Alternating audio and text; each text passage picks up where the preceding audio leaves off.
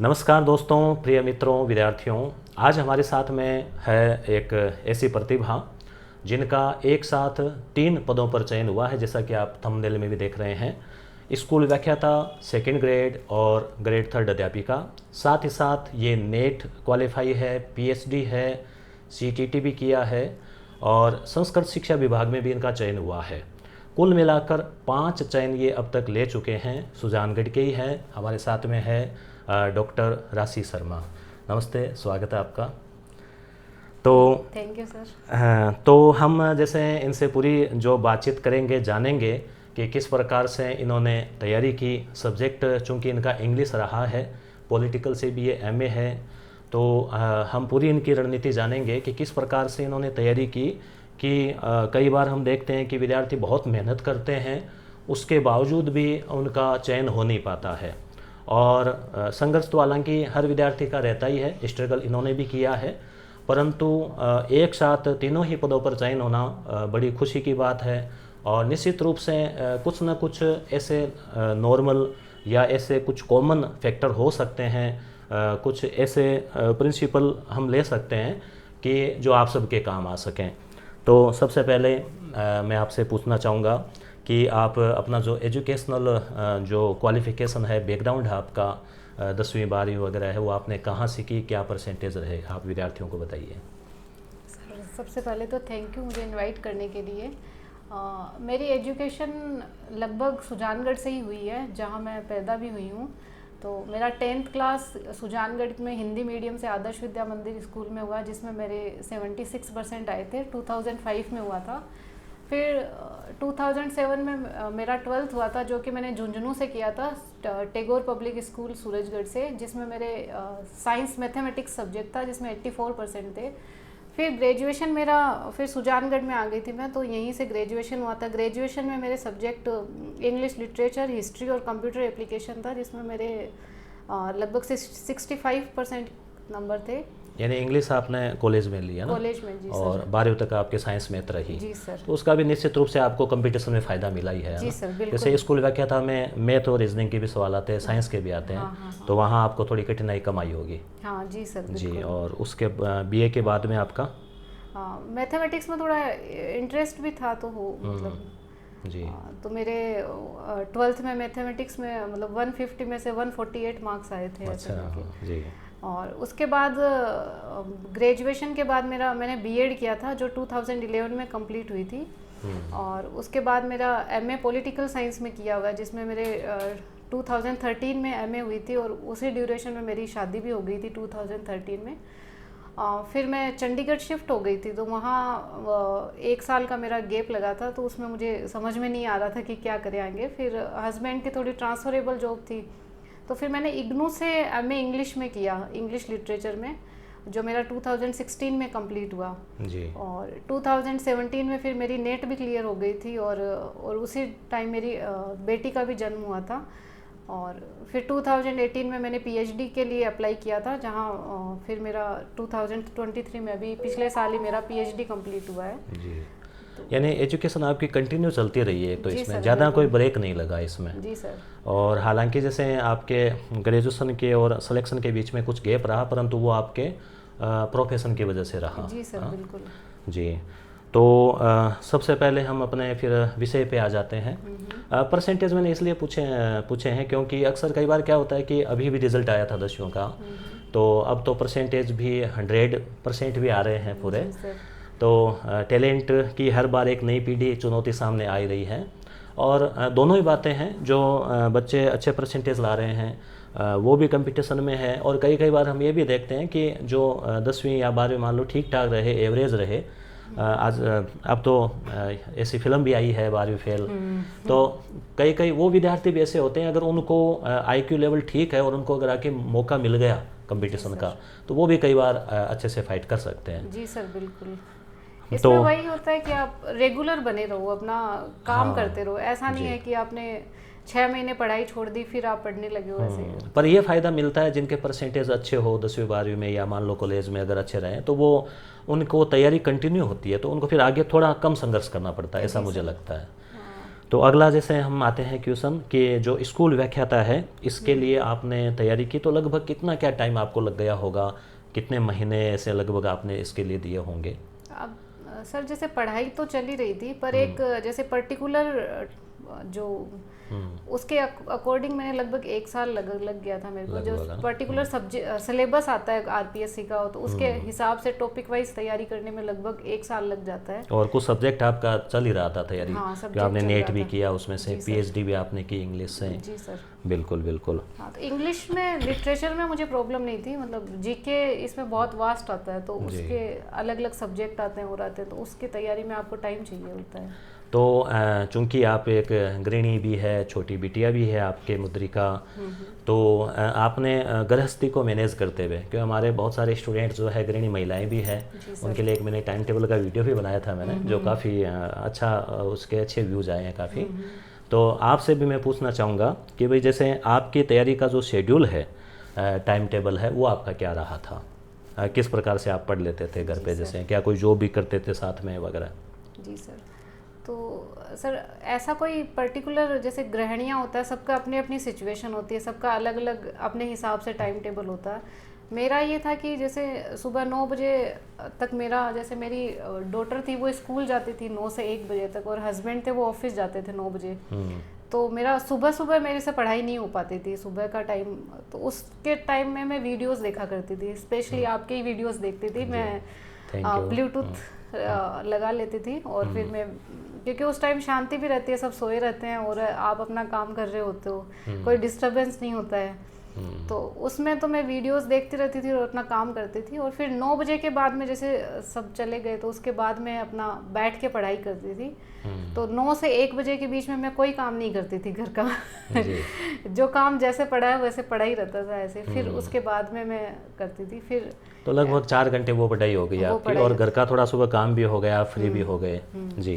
फिर शाम के टाइम जैसे थोड़ा टाइम मिलता था, तो उसमें जैसे एक कि आप काम कर रहे हो और साथ में पढ़ाई कर रहे हो, तो थोड़ा बोरियत भी लगता, तो मैं शाम को वॉक करने भी जाती थी, एक घंटा वॉक है, तो हेल्थ भी जरूरी है, ऐसा नहीं है कि जो पढ़ते हैं तो फिर पढ़ते पढ़ते फिर फिजिकल थोड़ी थकान भी हो जाती है। वही जी। तो उस तो यानी एवरेज आपका 5-6 घंटे निकल जाता था। हाँ, 5-6 घंटे, पर वो एक लंबे समय आपकी तैयारी रही तो उसका फ़ायदा मिल जाता है, आप जुड़े रहे, मतलब कंटिन्यू है ना। और एग्ज़ाम टाइम में थोड़ा ज़्यादा समय दिया होगा कि मान लो जब एग्ज़ाम नज़दीक ही है, तो उस समय फिर सारी चीज़ें साइड में छोड़ के। सारी चीज़ें तो साइड में नहीं छोड़ सकते हम लोग जी। उस ड्यूरेशन में हमारा घर भी शिफ्ट हो रहा था, नया घर था, तो वो भी टाइम था, तो टाइम मैंने जो, फिर आपका सब पढ़ा रहता है तो आपको कम टाइम लगता है, 3-4 बार पहले रिवीजन कर चुके होते हो, फिर लास्ट में रिवाइज करते हो।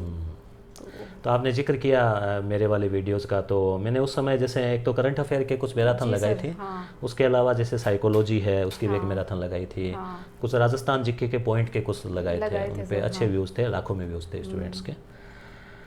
और जैसे अब एक मोबाइल और सोशल मीडिया है, तो इसको लेकर भी मैं सभी से पूछता हूँ सवाल, आपसे भी पूछ रहे हैं कि आपने उसका किस प्रकार से इस्तेमाल किया कि नहीं किया? जैसे मोबाइल का तो सबसे पहले तो फेसबुक और इंस्टाग्राम मैंने अनइंस्टॉल कर दिया था अपने फ़ोन से, लगभग 4-5 साल हो गए हैं। और जी, यदि किसी के मोबाइल में गेम्स है तो वो अनइंस्टॉल कर दीजिए। उसके बाद आप जब भी जैसे यूट्यूब है, तो यूट्यूब में कुछ अच्छे अच्छे टीचर्स के जो वीडियोज़ है उनको लाइक करना, सब्सक्राइब करना करते हो, तो वही पैटर्न में फिर आपके वीडियोज़ आने लग जाते हैं। तो फिर वही उसमें ध्यान डाइवर्ट नहीं होता है यूट्यूब से या किसी भी चीज़ से। तो उनका मतलब एक पॉजिटिव तो आपको यूज़ तो करना ही है, अब इनसे आप बच नहीं सकते, मतलब मोबाइल से और से, तो पर इनका यही है कि पॉजिटिव यूज़ किया जाए। यानी जैसे वो जो बाकी सोशल साइट है उसकी बजाय यूट्यूब पढ़ाई के लिए अच्छा माध्यम है आज के टाइम में। जी सर। आज अपन घर बैठे जैसे इंडिया के टॉप से टॉप टीचर की क्लास हम देख सकते हैं। जी सर, कोई भी टॉपर है उसका इंटरव्यू हम देख सकते हैं। और एक ज़माना था जब केवल प्रतियोगिता दर्पण में वो इंटरव्यू आया करता था, और उसमें भी एक फिक्स सवाल होते थे, वो ये फिक्स सवाल थे, उन्हीं के अपने कोई मान लो जिज्ञासा है वो उसमें होती नहीं थी। और आजकल इन चीज़ों से देखो फ़ायदा तो वही है वैसे, पर वही है कि अपने थोड़ा सा कंट्रोल होके और वो उसका इस्तेमाल करना पड़ता है। अब हम आते हैं अगले अपना जो सवाल है जिसको स्टूडेंट जानना चाह रहे हैं कि स्कूल व्याख्याता हम तीनों ही पर बात करेंगे, फर्स्ट ग्रेड, सेकंड ग्रेड और ग्रेड थर्ड। उसमें आपने सब्जेक्ट में क्या पढ़ा, जीके में क्या पढ़ा, तो सबसे पहले हम स्कूल व्याख्याता को ले लेते हैं कि भाई आपने जो जीके वाला पेपर है उसके लिए आपने, उसमें काफ़ी वैरायटी है, छोटे छोटे वो पार्ट है, तो किस में आपने किस किस हिसाब से तैयारी की? क्योंकि मैं तो बताता ही रहता हूँ, पर अभी आपके मुंह से जानेंगे तो उनको थोड़ा और अच्छा लगेगा। और आपको बता दें कि मैडम की जो रैंक है वो आपकी स्कूल व्याख्याता में 84 रैंक आई है, और सेकंड ग्रेड में इनकी 31 रैंक आई है। 31 या 31 क्या बोलते हैं इसको? 31 अच्छा। और थर्ड ग्रेड में भी इनका सिलेक्शन हुआ है, और सेकंड ग्रेड में संस्कृत शिक्षा विभाग में भी इनका हुआ है, और अभी स्कूल व्याख्याता के तौर पे ये प्रोबेशन में भी सेवाएं दे रहे हैं। और अब आप बताइए कि जीके पेपर के लिए आपने किस हिसाब से तैयारी की? जी सर, जैसे सब करंट जीके के लिए मैंने जैसे मूमल और ये क्रोनोलॉजी आता है बुक्स का ध्यान रखा, साथ ही साथ मैंने जैसे मुकेश सर इनका यूट्यूब वीडियो देखा था, एक आरटीएस कपिल चौधरी सर आते हैं, उनके भी मैंने बहुत वीडियोस देखे हैं। हाँ, बहुत अच्छा पढ़ाते हैं वो भी, सुजानगढ़ के ये वो भी। जी सर। तो मुझे ऐसा लगता है कि 10 अलग अलग टीचर के वीडियो देखने के बजाय एक ही टीचर का वीडियो आप एक ही वीडियो को आप 10 बार सुनते हो तो वो ज़्यादा फायदेमंद रहता है, कि हम 10 जगह से अलग अलग बातें सुनते हैं उसके बजाय कि एक ही टीचर्स के वीडियो को बार बार देखना, वो रिवीजन भी होता है और वो चीज़ें फिर एग्ज़ाम में आपको याद भी आती है जी। और फिर राजस्थान जी की जो कला संस्कृति थी उसके लिए मैंने पवन भंवरिया सर की बुक का यूज़ किया था, जो नाथ पब्लिकेशन से आती है। वो पहले अपने यहाँ सुजला कॉलेज में लेक्चरर थे। अच्छा। अब सीकर साइड चले गए हैं। हाँ जी। और राजस्थान की ज्योग्राफी के लिए सिखवाल की जो मैप्स की किताब आती है, जो मानचित्रावली आती है, मैंने उसका उपयोग किया। उसका मैं भी रिकमेंड करता हूँ सबके लिए, बहुत शानदार शॉर्ट एंड स्वीट बुक है, अच्छी किताब है। और हिंदी के लिए सुभाष चारण सर हैं, उनके वीडियोस मतलब उन्होंने पर्टिकुलर फर्स्ट ग्रेड के लिए वीडियोस बनाए थे, तो उनका मैंने देख के उनके नोट्स बना लिए थे, फिर उनका टाइम मिलने पर मैं रिवीजन किया करती थी, तो हिंदी मैंने वहाँ से पढ़ी है।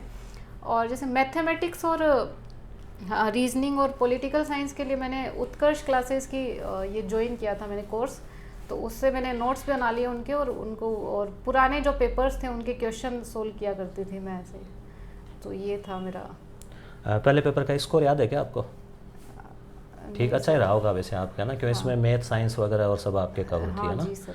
और तो क्या रहा इसमें सब्जेक्ट? हिंदी बता ही दिया आपने ना, Hindi science math reasoning education management. हाँ, एजुकेशन मैनेजमेंट के लिए राठ पब्लिकेशन की बुक आती है एक, तो इस बार मैंने भी करवाया है। आपको विद्यार्थियों को सूचित कर दें, यस गुरु प्राइम नाम से एक एप्लीकेशन है जिसमें मैंने वीडियो क्लासेस लगाई है इसकी, जो एजुकेशन मैनेजमेंट है उसकी। और उसके अलावा यस गुरु एप्लीकेशन है हमारा, जिसमें हमने स्कूल व्याख्याता के लिए टेस्ट सीरीज भी लगा रखी है।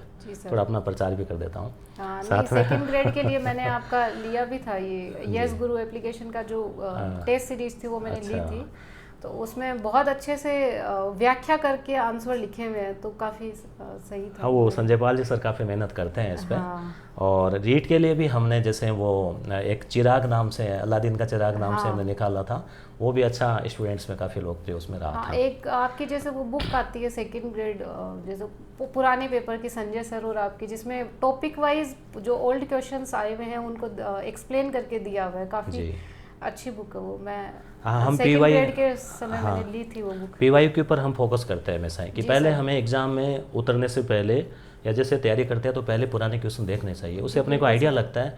फिर अपन जो पढ़ते हैं ना उसमें भी क्या है कि अपना माइंड सिर्फ उन्हीं फैक्ट को कैच करता है कि इस टाइप का क्वेश्चन आया है तो ऐसा और आ सकता है। जी सर, मैंने भी जैसे एक फाइल बना रखी थी कि फर्स्ट ग्रेड के जो भी ओल्ड PYQ यानी क्वेश्चन पेपर थे उनकी और एक सिलेबस की, तो एक और ऐसे ही सेकंड ग्रेड की ऐसे फाइल बना रखी है। और अभी मैं असिस्टेंट प्रोफेसर की तैयारी कर रही थी तो उसमें भी मैंने जी, तो वो बहुत फ़ायदेमंद रहता है ऐसे। जी बिल्कुल, आपको अग्रिम शुभकामनाएं देते हैं हम।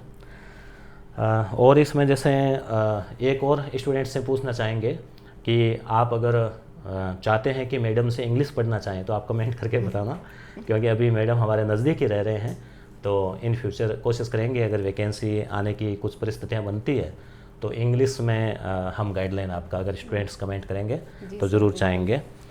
और उसके अलावा क्या आपने कोई कोचिंग ली? ये अक्सर भी एक सवाल पूछा जाता है तो जीके का तो आपने बताया कि आपने कुछ टॉपिक्स आपने उत्कर्ष क्लासेस के लिए। जी सर। और सब्जेक्ट में आपने कोचिंग ली क्या? सब्जेक्ट की मैंने कोई कोचिंग नहीं ली थी। अच्छा। सब्जेक्ट मैंने खुद से ही तैयार किया था क्योंकि मेरा पीएचडी था, नेट क्लियर था, तो सब्जेक्ट में मुझे कभी ज़रूरत फील नहीं हुई ऐसे। आप कंटिन्यू पढ़ते आ रहे थे और बुक्स का तो आपके पास पूरी लाइब्रेरी होगी एक तरह से। जी सर। क्यों धीरे धीरे करते करते इकट्ठे हो जाती है ना। हाँ। अब अगला क्वेश्चन आपके लिए है, जो इंग्लिश जो सब्जेक्ट है आपका, जीके का आपने बताया स्कूल व्याख्याता के लिए, इंग्लिश जो है वो आपने कैसे, यानी कौन कौन सी बुक्स पढ़ी, क्या आपने मदद ली, क्या कुछ ऑनलाइन भी आपने मदद ली, तो उसके बारे में आप बताइए। इंग्लिश ग्रामर के लिए मैंने एक डॉक्टर नीतू सिंह की बुक आती है, plinth to paramount, KD publication की। तो उसमें प्रीवियस ईयर जो एसएससी वगैरह में क्वेश्चन आते हैं और एक कंपटीशन के हिसाब से बुक बनाई हुई है वो, तो वो काफ़ी अच्छी बुक है। एक रेन एंड मार्टिन की इंग्लिश ग्रामर की बुक आती है, वो भी काफ़ी अच्छी बुक है। वो थोड़े कठिन बताते हैं कि वो कठिन है ना। हाँ, रेन एंड मार्टिन थोड़ा समझने में थोड़ा टाइम लगता है, तो उसकी नीतू सिंह की बुक है वो सही रहती है। उसमें हिंदी में भी दे रखा है, इंग्लिश में भी दे रखा है, दोनों तरीके से। कुछ लोग लूसेंट की भी ये करते हैं सजेस्ट। हाँ, लूसेंट की भी अच्छी आती है। और एक जैसे ब्लॉसम डिजिटल करके चैनल आता है इस पे यूट्यूब पे, तो उससे भी मैंने पढ़ा है। इंग्लिश विद रानी मैम आता है, तो वो भी काफ़ी सही आता है ऐसे करके। तो उन सब में मैंने ग्रामर की प्रिपरेशन तो वहाँ से की थी। और लिटरेचर के लिए मैंने ओरिजिनल टेक्स्ट को प्रिफर किया था, जो नॉवेल्स होते हैं, ड्रामा, पोइट्री वगैरह है, तो पोइट्री और एक साथ में विकिपीडिया का यूज़ किया था कि जितना भी टॉपिक दे रखे हैं उन सब का, जितने भी जैसे पोइम्स दे रखी है उन सब का विकिपीडिया से मैंने टेक्स्ट निकाला, उनका एक्सप्लेनेशन वगैरह कब लिखी गई थी वो सब निकाला। उसको नोट्स के रूप में ऐड कर लिया होगा। जी सर। हाँ, उनको नोट्स में। तो कई लोग कहते हैं ना कि जैसे इंग्लिश का उतना मटेरियल अवेलेबल नहीं है बाज़ार में, तो फिर ऑनलाइन देखना पड़ता है, ऐसा कुछ है क्या? नहीं, ऐसा नहीं है सर। ऑनलाइन तो आपको सबका ही देखना है। ऑनलाइन तो सबसे अच्छा माध्यम है मुझे लगता है आजकल की, यदि आप उसको पढ़ाई के लिए यूज़ कर रहे हो। आप जैसे कोई डाउट है उसको क्लियर कर लिया, बिल्कुल सर, है ना, जो किताब में नहीं मिल पा रहा हो। इंग्लिश में तो मुझे लगता है ऑनलाइन में सबसे, लिटरेचर तो सबसे अच्छा अवेलेबल ऑनलाइन मिल जाता है। स्पार्क्स नोट्स है, और भी बहुत सारी वेबसाइट्स आती हैं जिनमें सब मिल जाता है। जैसे हमारे वो उत्तम जी तिवारी, उनकी भी सेकंड रैंक आई थी उसमें, सेकंड ग्रेड में। जी सर। तो वो बता रहे थे कि उन्होंने कुछ मूवीज़ भी देखी। जी बिल्कुल सर, यूट्यूब पे, जिसमें उनके वो नाटक वगैरह तैयार हो गए इंग्लिश के। जी सर। और भी अगर आपको डिटेल से इंग्लिश के सब्जेक्ट के बारे में, सेकंड ग्रेड के लिए कौन सी किताबें, स्कूल लेक्चर के लिए और डिटेल से आपको देखना हो, तो आप जो इंग्लिश के जो विद्यार्थी हो आप कमेंट कर देना, तो मैम का एक अलग से वीडियो जो है वो और लगा देंगे अपन डिटेल से। और सेकंड ग्रेड के लिए फिर किताबें इंग्लिश और जीके। जी सर, सेकंड ग्रेड के लिए तो जैसे ग्रामर तो सेम ही थी जो फर्स्ट ग्रेड में थी, और जो लिटरेचर था उसमें जैसे एम.एच. अब्राहम्स की लिटरेरी टर्म्स की ग्लोसरी ऑफ लिटरेरी टर्म्स आती है, तो वो मैंने देखी थी, वो मैंने पढ़ी। और साथ में विकिपीडिया से टॉपिक वाइज लिया था, ऐसे करके सर्च किया था, तो वो किया। और थर्ड ग्रेड के लिए आपने कोई अलग से तैयारी की फिर? नहीं सर, थर्ड ग्रेड के लिए फिर इतना फील नहीं हुआ था। जैसे उसमें फिर ये साइको है, सब्जेक्ट है, वो सब यहीं से तैयार हो गया होगा ना? साइकोलॉजी के लिए जैसे डॉक्टर लकी आहूजा की बुक आती है इंग्लिश में, तो वही मैंने प्रीफर की थी। और वो जो एक रद्द हो गई थी डेट, उसमें भी आप शामिल थे क्या? जी सर। अच्छा है ना। हाँ, उसमें भी हुआ था। और उसके लिए मैंने 6 महीने के लिए अपना पीएचडी ड्रॉप करके तैयारी की थी, पर फिर वो किसी कारणवश। वो भी एक बड़ी विडम्बना ही थी, पर देखो जिनका सिलेक्शन हो गया उनके लिए तो चलो फिर उसको भुलाने वाली घटना है, और जो उसी समय रह गए फिर आगे अभी तक नहीं लगे उनके लिए तो वो भुला नहीं सकते उसको। तो अब जो स्टूडेंट्स हैं, जो गृहिणी महिलाएं हैं, तो उनके लिए आप जो है कोई टाइम मैनेजमेंट का कोई टिप्स आप बताएं तो बता दीजिए।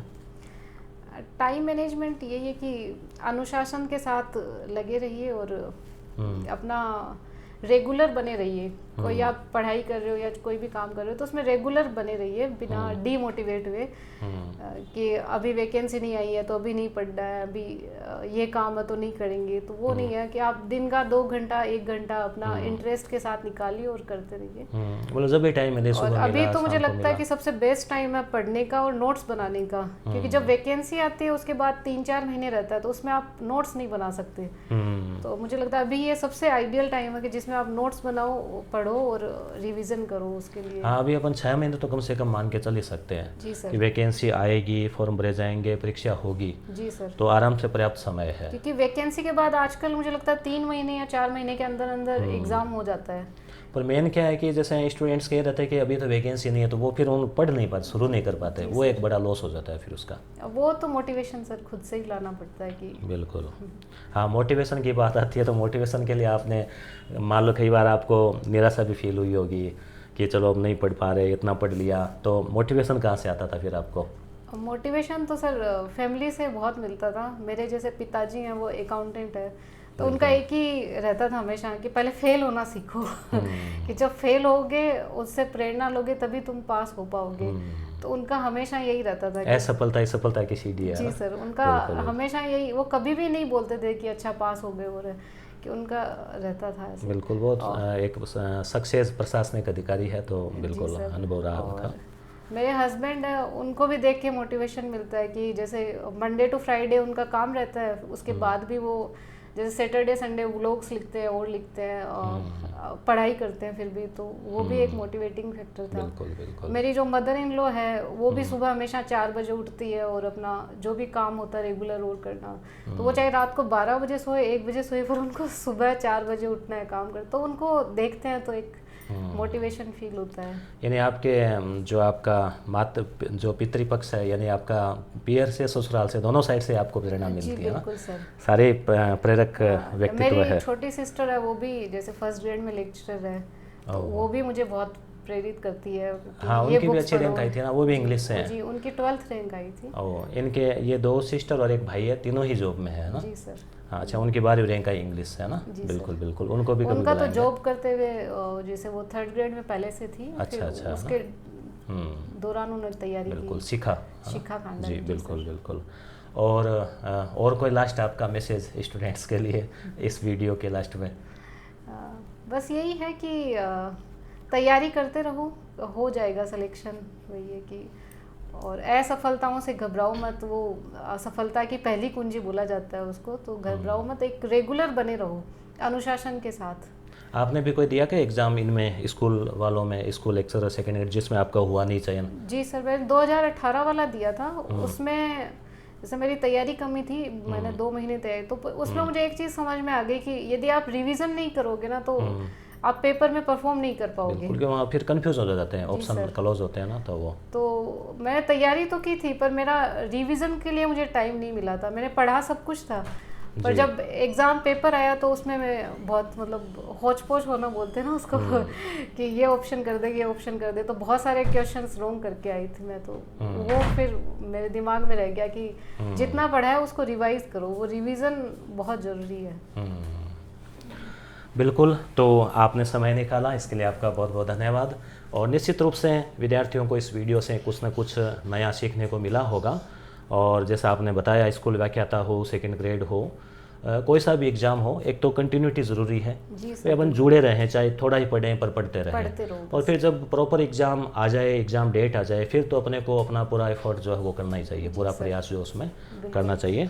और भी आपके कोई सवाल हो तो आप कमेंट कीजिएगा, और उसके आधार पे हम आगे का वीडियो जो है और बना देंगे, आगे की क्लास। धन्यवाद। Thank you.